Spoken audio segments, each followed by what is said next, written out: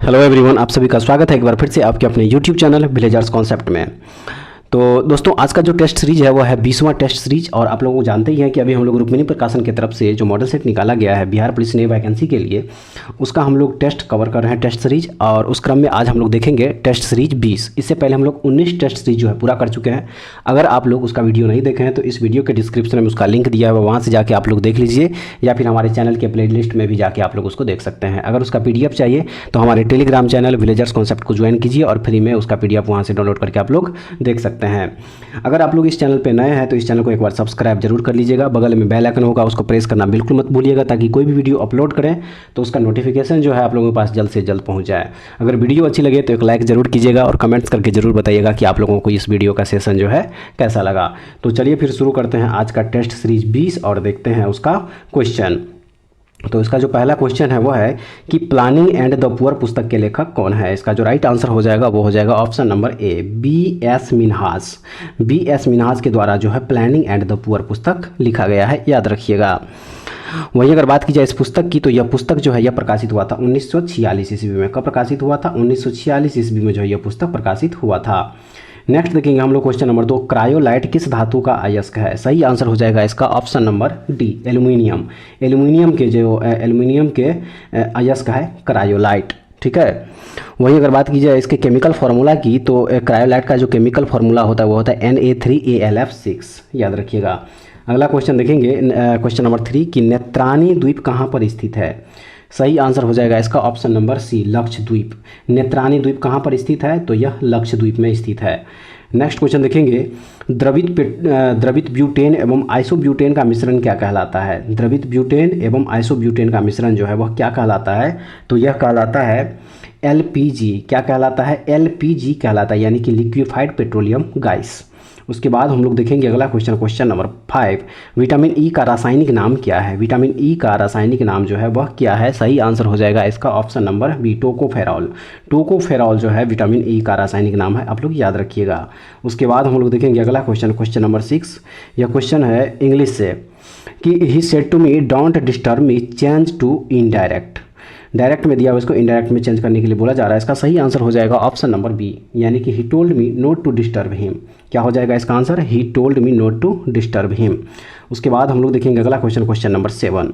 Question number 7 में दिया हुआ है कि change the affirmative to negative sentences. Affirmative to negative sentences, और वो सेंटेंस है I dislike her. I dislike हर, इसका जो सही आंसर हो जाएगा वो हो जाएगा option number A. Option number A, यानी कि आई डू नॉट लाइक हर। क्या हो जाएगा? आई डू नॉट लाइक हर जो है इसका राइट आंसर हो जाएगा। अगला क्वेश्चन देखेंगे 8 नंबर की मजुमदार सबसे वरिष्ठ अधिकारी है, और इसको बोला जा रहा है कि translate the sentence into English. इसको इंग्लिश में जो है ट्रांसलेट करने के लिए बोला जा रहा है, और वो सेंटेंस है मजूमदार सबसे वरिष्ठ अधिकारी है। तो इसका इंग्लिश ट्रांसलेट जो हो जाएगा वो हो जाएगा ऑप्शन नंबर सी में दिया हुआ कि Majumdar is the senior most officer. क्या हो जाएगा? Majumdar is the senior most officer. उसके बाद देखेंगे हम लोग अगला क्वेश्चन 9 नंबर, लिखा है कि choose the antonym of criticize. Criticize का जो है एंटोनेम यहाँ पे पूछा जा रहा है, तो सही आंसर हो जाएगा इसका option number B. Option number B जो है इस क्वेश्चन का सही आंसर हो जाएगा, यानी कि एप्रिसिएट। एप्रिसिएट जो है इसका बिल्कुल राइट आंसर हो जाएगा। बात करें अगर एप्रिसिएट की, तो एप्रिसिएट का मतलब होता है प्रशंसा करना, जबकि क्रिटिसाइज का जो मतलब हो जाता है वो होता है आलोचना करना। तो एप्रिसिएट जो है इसका बिल्कुल राइट आंसर हो जाएगा। नेक्स्ट देखेंगे 10 नंबर क्वेश्चन कि choose the synonyms of BG. Synonyms of BG का मतलब जो है, यानी कि ये पूछा जा रहा है यहाँ पे समानार्थी शब्द। इसका जो सही आंसर हो जाएगा वो हो जाएगा option number A. Option number A, यानी कि एक्टिव। एक्टिव जो है इसका बिल्कुल राइट आंसर हो जाएगा। बात करें अगर बीजी की, तो बीजी का मतलब होता है व्यस्त, और इसका अगर समानार्थी जो हो जाएगा वो हो जाएगा एक्टिव। एक्टिव का मतलब भी व्यस्त ही होता है। उसके बाद हम लोग देखेंगे अब अगला क्वेश्चन, क्वेश्चन नंबर 16 कि जिसे कठिनाई से प्राप्त किया जा सके उसे क्या कहा जाता है। इसका जो राइट आंसर हो जाएगा वो हो जाएगा ऑप्शन नंबर ए, दुष्प्राय। दुष्प्राय जो है इस क्वेश्चन का सही आंसर हो जाएगा। नेक्स्ट देखेंगे क्वेश्चन नंबर 17 कि प्रेमचंद के समग्र कहानी संग्रह का क्या नाम है। प्रेमचंद्र के समग्र कहानी संग्रह का क्या नाम है, तो इसका सही आंसर हो जाएगा option number B, Mansarovar. Mansarovar जो है इसका बिल्कुल सही आंसर हो जाएगा। अगला क्वेश्चन देखेंगे 18 नंबर की नगर शोभा किनकी रचना है। तो यह जो रचना है वह है रहीम की। किनकी रचना है? रहीम की रचना है। अगला क्वेश्चन देखेंगे 19 नंबर की बरवई नाई का भेद किनकी रचना है। सही आंसर हो जाएगा इसका ऑप्शन नंबर बी, रहीम की। उसके बाद हम लोग देखेंगे अब अगला question, question number 20। Question number 20 में है कि चंद्रगुप्त किसका प्रसिद्ध नाटक है। सही आंसर हो जाएगा इसका option number B, Jaishankar Prasad की। जयशंकर प्रसाद की प्रसिद्ध नाटक है चंद्रगुप्त। उसके बाद देखेंगे हम लोग अगला क्वेश्चन, क्वेश्चन नंबर 21। मिट्टी के घर गर्मियों में ठंडे होते हैं तथा जाड़े में गर्म होते हैं, क्योंकि। इसका जो राइट आंसर हो जाएगा वो हो जाएगा ऑप्शन नंबर सी में द्वारा कि मिट्टी ऊष्मा की बुरी चालक होती है। मिट्टी जो है ऊष्मा की क्या होती है, बुरी चालक होती है, ये भी याद रखिएगा। अगला क्वेश्चन देखेंगे क्वेश्चन नंबर 22। क्वेश्चन नंबर 22 में दिया हुआ है कि रुद्धोष्म परिवर्तन में गैस की विशिष्ट ऊष्मा जो है वह क्या हो जाती है। इसका जो सही आंसर हो जाएगा वो हो जाएगा ऑप्शन नंबर डी, हमेशा शून्य होती है। रुद्धोष्म परिवर्तन में गैस की जो विशिष्ट ऊष्मा होती है वह क्या होती है, हमेशा शून्य होती है। ऑप्शन नंबर डी जो है इस क्वेश्चन का सही आंसर हो जाएगा, याद रखिएगा। नेक्स्ट क्वेश्चन है 23 नंबर की नियत आयतन पर किसी गैस का दाब अनुक्रमानुपाती होता है। अनुक्रमानुपाती होता है, इसका जो सही आंसर हो जाएगा वो हो जाएगा ऑप्शन नंबर ए में दिया हुआ कि गैस की कुल आंतरिक ऊर्जा के। नियत आयतन पर किसी गैस का जो दाब होता है अनुक्रमानुपाती होता है किसके, गैस की कुल आंतरिक ऊर्जा के। ऑप्शन नंबर ए सही आंसर हो जाएगा। अगला क्वेश्चन देखेंगे क्वेश्चन नंबर 24। अनुनाद किसका उदाहरण है। सही आंसर हो जाएगा इसका ऑप्शन नंबर ए, प्रणोदित दोलन के। अनुनाद किसका उदाहरण है, तो वह है प्रणोदित दोलन के, याद रखिएगा। नेक्स्ट देखेंगे क्वेश्चन नंबर 25 कि किसी कंपन करते हुए क्वार्टज क्रिस्टल द्वारा उत्पन्न पराश्रव तरंगें होती है क्या। तो सही आंसर हो जाएगा वो होता है केवल अनुदैर्घ्य। किसी कंपन करते हुए क्वार्टज क्रिस्टल द्वारा उत्पन्न पराश्रव तरंगें जो है वह केवल अनुदैर्घ्य होते हैं, याद रखिएगा। उसके बाद देखेंगे हम लोग अगला क्वेश्चन, क्वेश्चन नंबर 26। डॉपलर प्रभाव लागू होता है। डॉपलर प्रभाव लागू होता है, सही आंसर हो जाएगा इसका ऑप्शन नंबर सी, ध्वनि एवं प्रकाश दोनों तरंगों के लिए। डॉपलर प्रभाव जो है वो लागू होता है किसके लिए, तो ध्वनि एवं प्रकाश, याद रखिएगा। ध्वनि एवं प्रकाश दोनों के लिए जो है डॉपलर प्रभाव लागू होता है। अगला क्वेश्चन देखेंगे 27 नंबर की निम्न में से मात्रक की कौन सी पद्धति द्रव्यमान, लंबाई एवं समय के मात्रक पर आधारित नहीं है। इसका जो राइट आंसर हो जाएगा वो हो जाएगा option number D, option number D यानी कि एसआई मात्रक। एसआई मात्रक जो है इसका सही आंसर हो जाएगा। नेक्स्ट देखेंगे क्वेश्चन नंबर 28। निम्न में से सर्वाधिक छोटा मात्रक कौन सा है। निम्न में से सर्वाधिक छोटा मात्रक कौन सा है, तो इनमें से जो सबसे छोटा मात्रक है वह है ऑप्शन नंबर सी में दिया हुआ फर्मी। फर्मी जो है सबसे छोटा मात्रक यहाँ पे हो जाएगा। उसके बाद हम लोग देखेंगे नेक्स्ट क्वेश्चन 29 नंबर। निम्न में से कौन सा कथन द्रव्यमान के संबंध में गलत है। इसका जो राइट आंसर हो जाएगा वो हो जाएगा ऑप्शन नंबर डी, यानी कि यह ताप, दाब या स्थान पर वस्तु की स्थिति पर निर्भर करता है। नेक्स्ट देखेंगे क्वेश्चन नंबर 30 कि यदि पृथ्वी अपना गुरुत्व खो देती है तब एक पिंड के लिए, सही आंसर हो जाएगा इसका ऑप्शन नंबर डी, एक पिंड के लिए भार शून्य हो जाता है जबकि द्रव्यमान शून्य नहीं होगा। उसके बाद देखेंगे अगला क्वेश्चन 31 नंबर। दक्षिण भारत में चालुक्य वंश के वास्तविक स्थापना किसने की। दक्षिण भारत में चालुक्य वंश के वास्तविक स्थापना किसने की। इसका जो सही आंसर हो जाएगा वो हो जाएगा option number D, Pulakeshin first. Pulakeshin first के द्वारा जो है दक्षिण भारत में चालुक्य वंश की वास्तविक स्थापना की गई थी। अगला क्वेश्चन देखेंगे क्वेश्चन नंबर 32। इतिहासकार यदुनाथ सरकार ने किस मुगलकालीन रचना को मुगल राज्य का गजेटियर कहा है। गजेटियर कहा है, यहाँ पे कहा नहीं होगा, यहाँ पे हो जाएगा कहा, ठीक है। तो इसका जो सही आंसर हो जाएगा वो हो जाएगा option number D, option number D, Maasir e Alamgiri. Maasir e Alamgiri जो है इसका सही आंसर हो जाएगा। नेक्स्ट देखेंगे 33 नंबर की कंट्रोलर और ऑडिटर जनरल की नियुक्ति कौन करता है।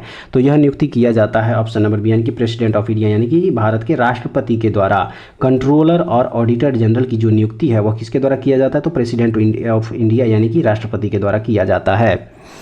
उसके बाद देखेंगे हम लोग अगला क्वेश्चन, क्वेश्चन नंबर 34 कि किसी सूची के विषयों पर राष्ट्रपति अध्यादेश जारी नहीं कर सकती है। किस सूची के विषयों पर राष्ट्रपति अध्यादेश जारी नहीं कर सकता। इसका जो राइट आंसर हो जाएगा वो हो जाएगा ऑप्शन नंबर बी, यानी कि राज्य सूची। राज्य सूची के विषय पर जो है राष्ट्रपति अध्यादेश जारी नहीं कर सकता है, याद रखिएगा। अगला क्वेश्चन देखेंगे क्वेश्चन नंबर 35।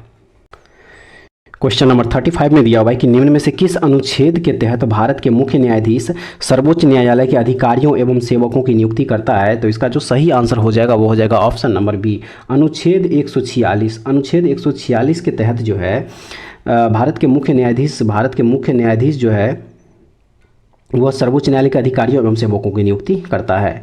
उसके बाद हम लोग देखेंगे अगला क्वेश्चन 36 नंबर, मेटामॉर्फिक चट्टानों का उदाहरण है कौन सा इसमें से? सही आंसर हो जाएगा option number C, marble. Marble जो है मेटामॉर्फिक चट्टान का उदाहरण है, याद रखिएगा, मार्बल। अगला क्वेश्चन देखेंगे 37 नंबर की नेजा नृत्य किस राज्य का लोक नृत्य है? नेजा नृत्य जो है वह किस राज्य का लोक नृत्य है? तो इसका जो सही आंसर हो जाएगा वो हो जाएगा ऑप्शन नंबर ए, राजस्थान। नेजा नृत्य जो है वह राजस्थान राज्य का लोक नृत्य है, याद रखिएगा। नेक्स्ट क्वेश्चन देखेंगे 38 नंबर की निम्न में से कौन सा अनुच्छेद धार्मिक कर को निषेध करता है? सही आंसर हो जाएगा आपका ऑप्शन नंबर ए, अनुच्छेद 27। अनुच्छेद 27 जो है वह धार्मिक कर को निषेध करता है। अगला क्वेश्चन देखेंगे क्वेश्चन नंबर 39। क्वेश्चन नंबर 39 में दिया हुआ है कि श्वसन क्रिया में वायु में कौन सा घटक परिवर्तित नहीं होता है? तो वह घटक है ऑप्शन नंबर डी, यानी कि नाइट्रोजन। नाइट्रोजन जो है इसका सही आंसर हो जाएगा।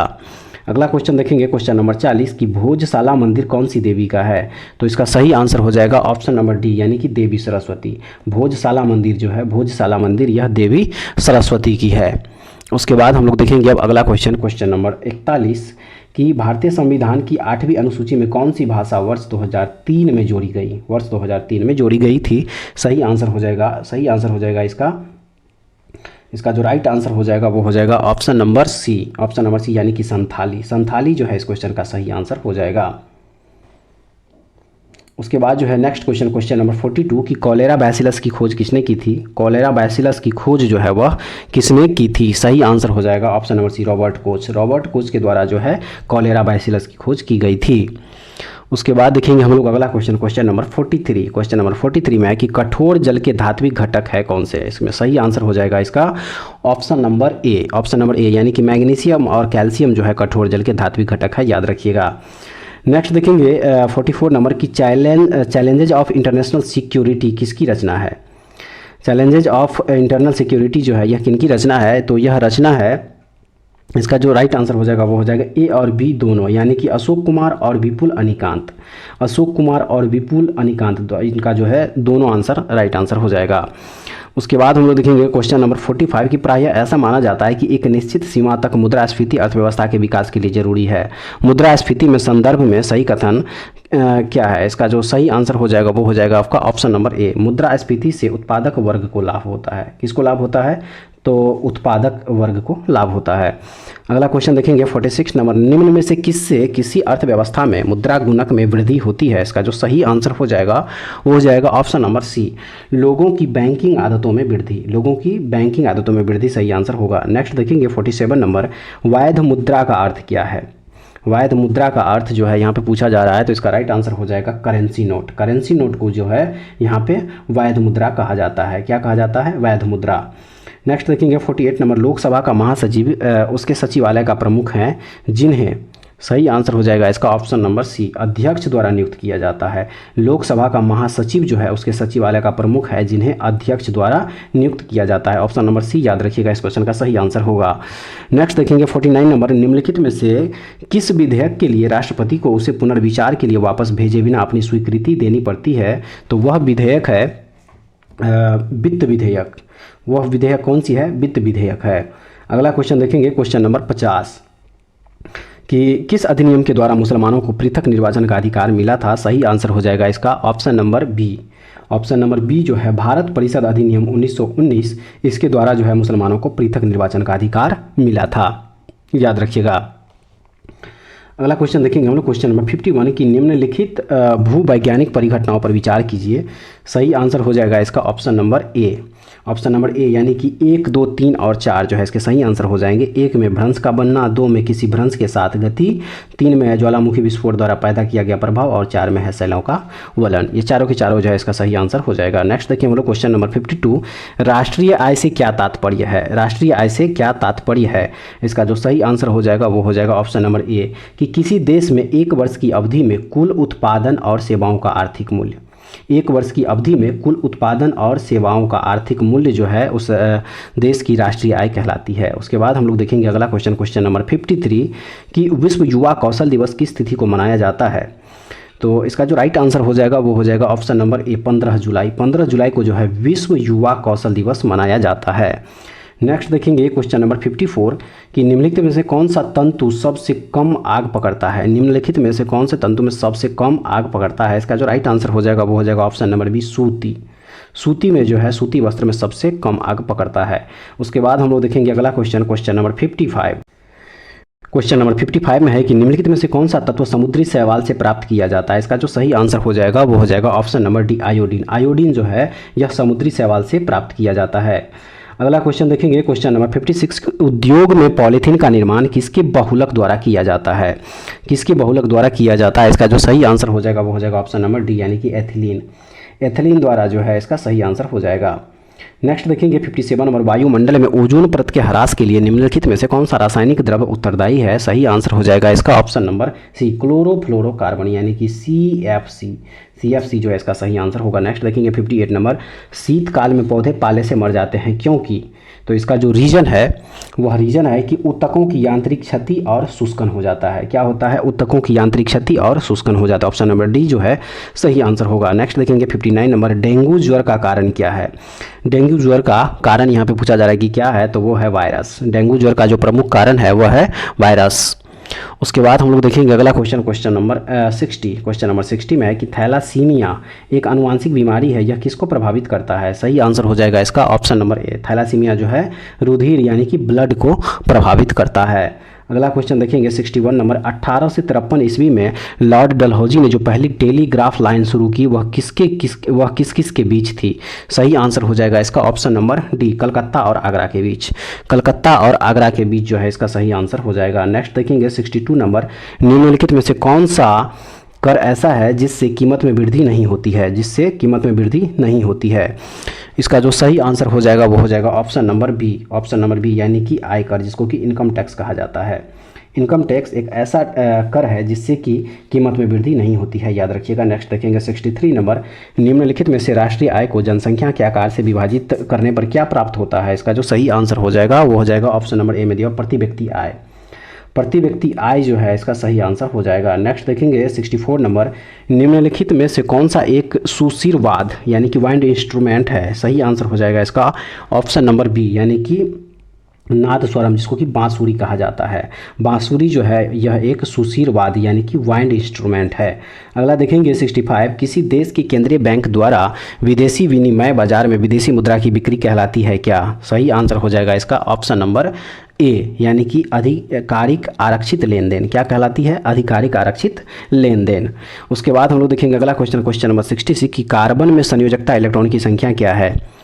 राइट आंसर हो जाएगा ऑप्शन नंबर डी, 4। कार्बन में संयोजकता इलेक्ट्रॉन की जो संख्या है, संयोजकता इलेक्ट्रॉन की संख्या वो कितनी है, 4 है। अगला देखेंगे 67 नंबर की उत्तरी गोलार्ध में रहने वालों के लिए 21 जून वर्ष का सबसे लंबा दिन है। दक्षिणी गोलार्ध में रहने वालों के लिए वर्ष का सबसे छोटा दिन कौन सा हो जाएगा। इसका जो सही आंसर हो जाएगा वो हो जाएगा ऑप्शन नंबर डी, 21 जून।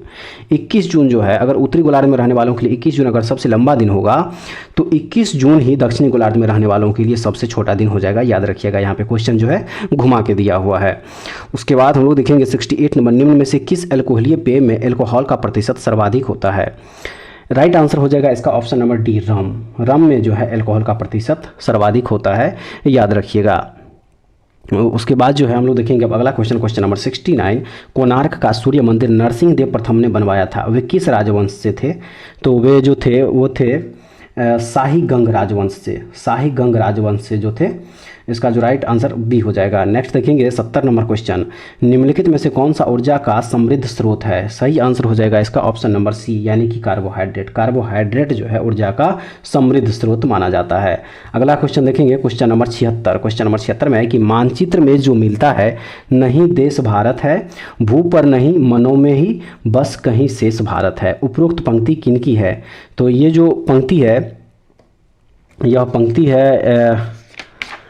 पंक्ति है ये ऑप्शन नंबर सी में दिनकर की, रामधारी सिंह दिनकर की पंक्ति है। किनकी पंक्ति है, रामधारी सिंह दिनकर की पंक्ति है।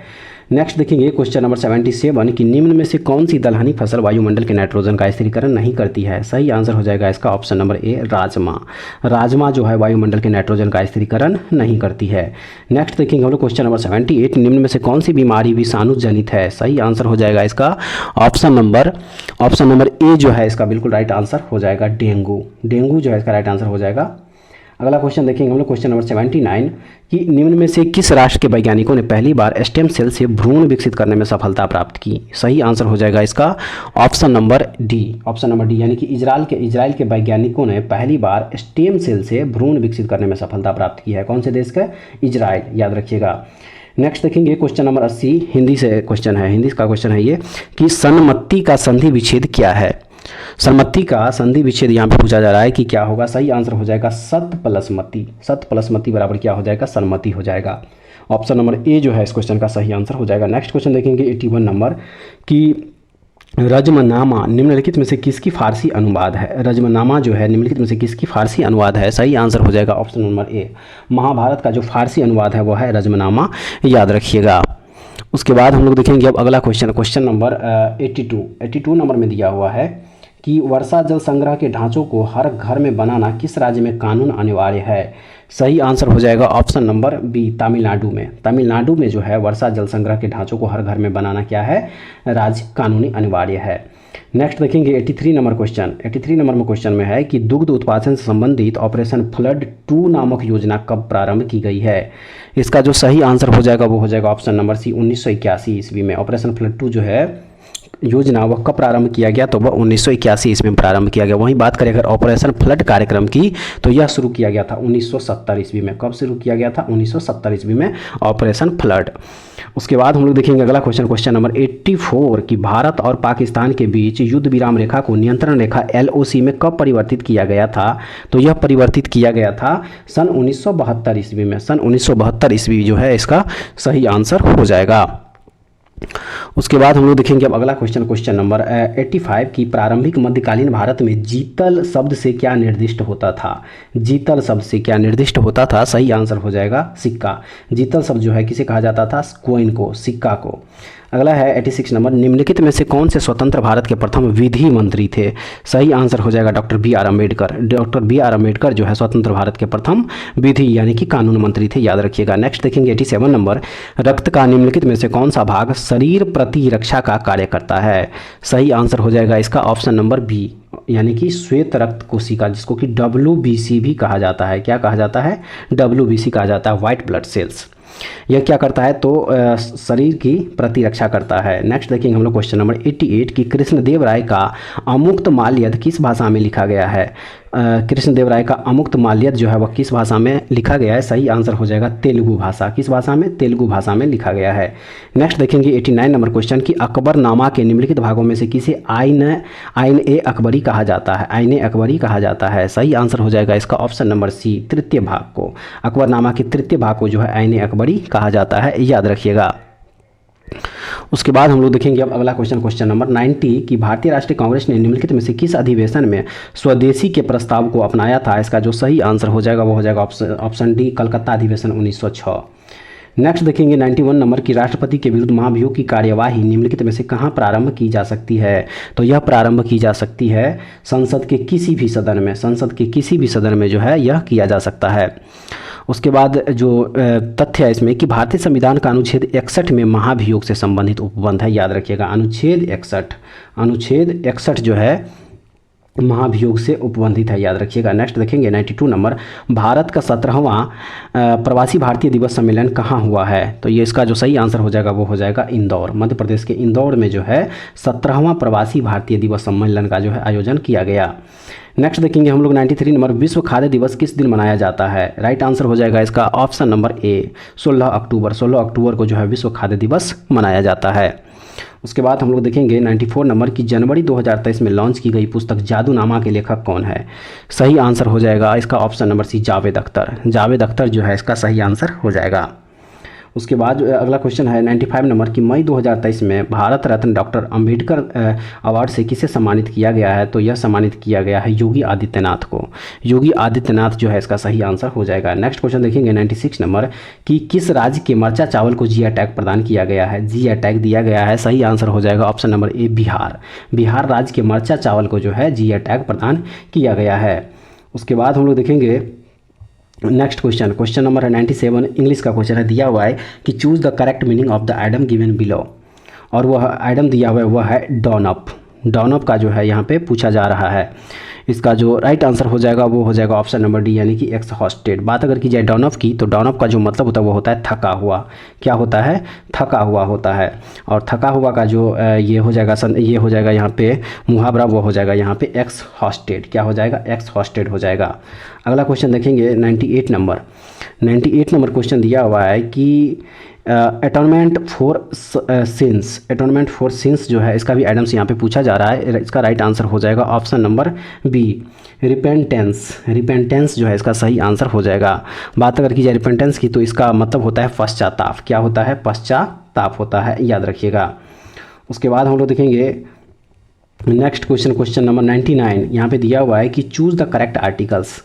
यहाँ पे जो खाली जगह दिया हुआ है, यहाँ पे जो खाली जगह यहाँ पे पूछा जा रहा है कि करेक्ट आर्टिकल्स क्या हो जाएगा। तो ये जो सेंटेंस दिया हुआ है कि वी ड्रिंक ब्लैंक है, उसके बाद वाटर। तो इसका जो राइट आंसर हो जाएगा वो हो जाएगा ऑप्शन नंबर डी, यानी कि नो आर्टिकल्स। क्या हो जाएगा यहाँ पे?